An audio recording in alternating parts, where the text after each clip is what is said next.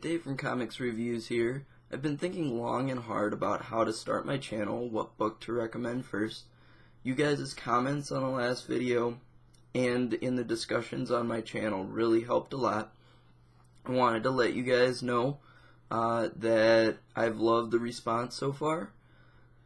Really, I've gotten a couple recommendations to do Civil War, which I feel is appropriate because Rob's doing it over on his channel, and he's explaining, the whole story pretty much with all the tie-ins.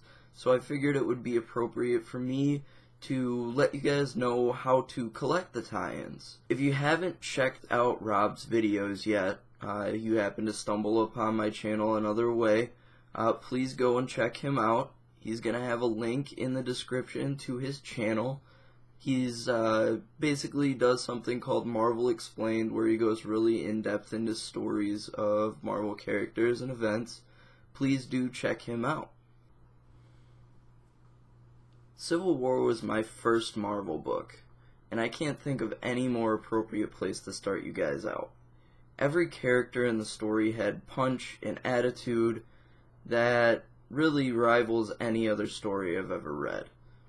Characters would stand up for their beliefs in public as if they were undeniable and true, and yet behind the scenes they would reconsider their actions, reconsider their viewpoint, and really be struggling with really destroying their relationships and friendships in their political beliefs.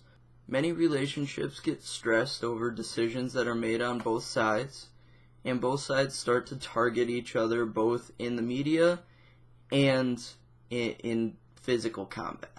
As you begin to collect Civil War, you may run into dead ends, and what I mean by that is Civil War is available in 3 formats: oversized hardcover, trade, and in single issue. But if you go the trade route, you have to mix and match with single issues to get the full story in my Civil War hardcovers. So to get the most complete story, I would recommend hardcovers, although there are other options. They're just going to be a little tougher to collect. I know the Civil War hardcovers for the most part are around $22 to $25 depending on where you get them. I know I prefer to get mine on cheapgraphicnovels.com, and that's where I found the best price, so I would recommend you go there. However, there is one that is out of print, and that is Spider-Man. Of course, one of the most important stories to read, but I'll get to that in a later episode. The hardcovers are very nice. They have a very good presentation, so let me show you guys. If you guys watched my first video about the different types of bindings and print types, what you'll see here is an oversized hardcover. Oversized normally means the pages are larger and thicker than your average comic book or trade paperback. This book has a nice colorful jacket featuring the Marvel logo in its unique color.